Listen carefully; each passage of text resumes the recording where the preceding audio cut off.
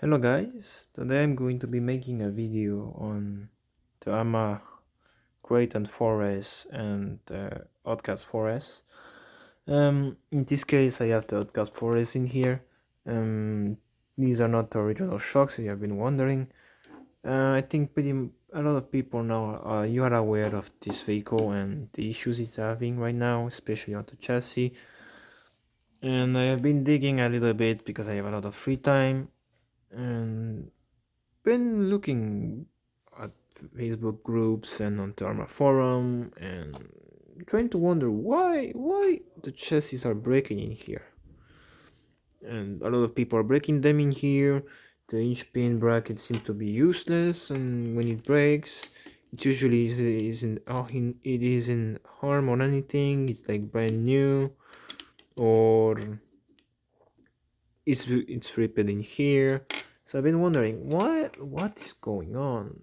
Most of the times the inch pin is still in here and the arm just pulled off with the pin.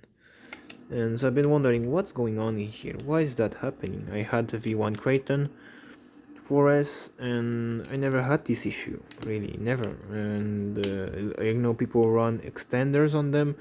The arms were pretty strong. I never really broke an arm. A few times, yes, I did, like little crack on the middle, but that's about it.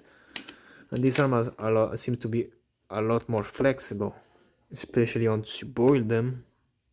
And these are pretty unbreakable.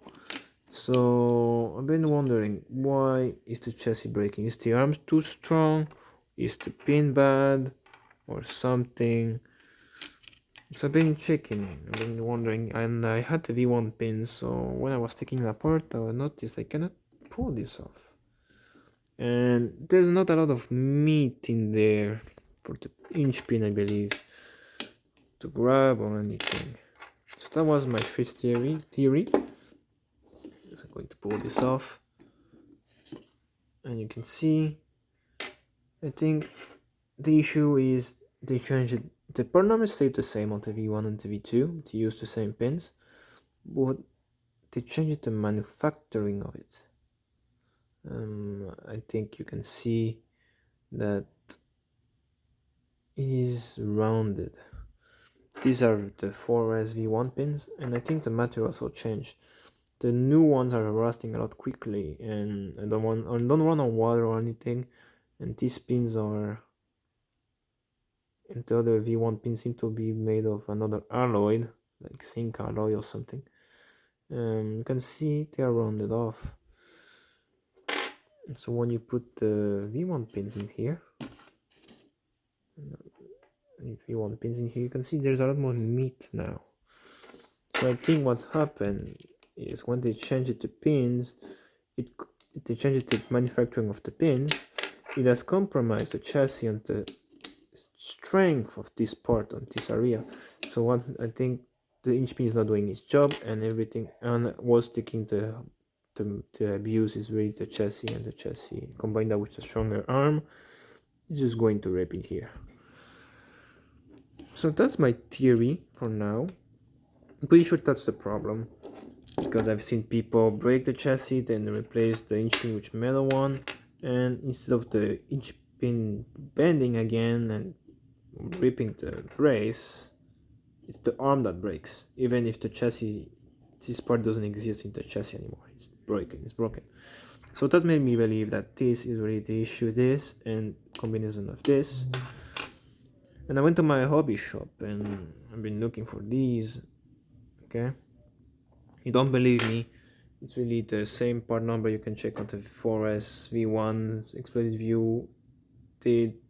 The only thing that changed is the packaging. The packaging that was the old Arrma ones with these on the Arrma Hobby's website. You can go and check the same part number. There were these pins. They were straight cut, 63 millimeters long. Now they have the new tags and they are like these. I went to my hobby shop. It's pointless unless you find the old tags, and these are pretty useless now. You think you cannot I'm going to get the new pins and maybe won't have the issue unless it has the old tags. The new tags one is going to be just like this. So I went and I found another thing, other pins. I found this part number in here, and they are .5 longer, and I think they are the same material, so it's not going to rust as fast as the like the V1, like the V2 pins. So they are a bit longer. So I've been wondering, and this seems to be the best because it's going to be longer. It's going to be more support in here, and it's not rounded off. So I'm going to remove this. All right, like so. Put I think it's the right one. No, this is not the right one. This one. So when I put this on, come on, get in. So now you can see it sticks a lot further. And if I put the V1, the original hinge pin, you can see it goes past it. Don't worry, the skid plate is not flush, so you can see there's a little bump in here. I didn't make that. It's like that, and it goes perfectly inside. It's like if it was made to have a longer pin.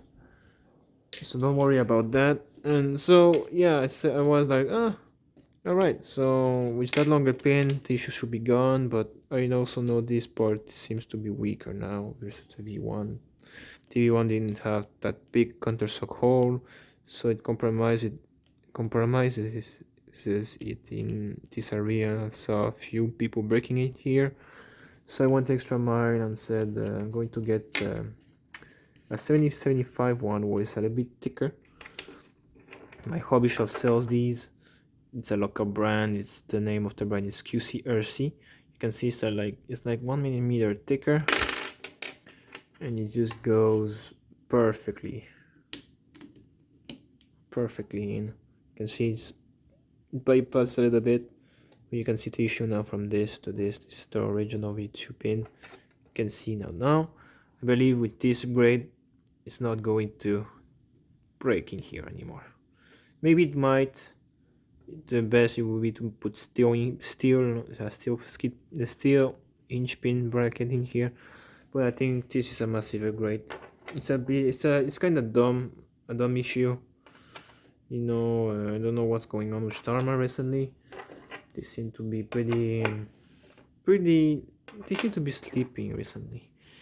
So ditch the V1. My solution will be to ditch the V2 pins. Get the V1 pins if you can, but I don't think you can find it anymore. And ultimately get the longer pins. This part number in here, and you think you should be golden. It's not going to prevent the chassis from breaking in here, in the middle, but I have a solution for that, and that is putting like a little bushing in here from the 6S line from the steering.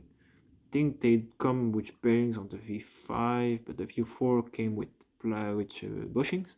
So you just unthread that, put this in here, and now you are going to have more preload. That's something I don't like on the V4 or the 6S trucks with these. It's a solid rod, and what happens, the stress from the front, because the metal chassis still flexes, you're going to be surprised a lot. It flexes a lot. All the pressure is pushed on the rear of the truck, and there's like a pivot point in here on the 6S trucks, and it makes the chassis bend backwards a lot easier. One little crush and it's slightly bent. So I removed that on the 6S trucks. On the 4S it's alright, it's pretty good. It tries to restrain a little bit the bending of the chassis. So this, people have been untreading these like this, but it puts a lot of pressure on the threads, and you start to strip them, and it cross threads, and so don't do that. Just put a little. You can 3D print one if you want to. I think it's like 4mm thick. You could go thicker, and I think people have been putting like massive metal ones, and I think is going to be the same problem as the 6S one. You put the fat metal rod in here with not preload, with no dampening. When you crash in the front, what's going to happen? You're just going to snap in here, or you're going to snap this part in here. Really, I saw people snapping in here, and yeah, you cannot get rid of the energy. Something has to go. If the front is not breaking, it's the rear that's going to break, obviously. So do not upgrade to a full metal one. Keep the stock one. Just add preload. Well, it's your choice if you want to go full metal, but I'm pretty sure it's not the right decision, the right thing to do. And this, you should also do it in the rear. I did it in the rear. I think I can explain this right here. You can see I did the same thing in here. I don't know if you can see that. Did the same thing, and I don't know if it's going to focus. Focus for me, please. Yep. So you can see there's a little lip in here. You can see that. Yep, you can see that there's a little lip. So yeah, do that front and rear, and you shouldn't have an issue anymore with this kind of breakage. Because I don't break it. Even if you break it, you can do this mod, and you should be able to still be running on the broken chassis, unless you break the rear port in here. It's snapped, and yeah, I think that's pretty. It's pretty game over.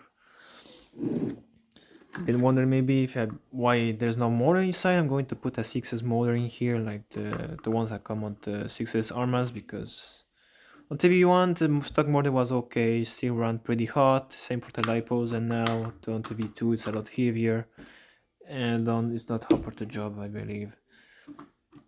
So yeah. Thank you for watching, guys. If you have any questions, or if you think I'm missing something, put them on the comments. I'm going to reply to them as fast as I can. Other than that, thank you for watching. I'm going to see you next time.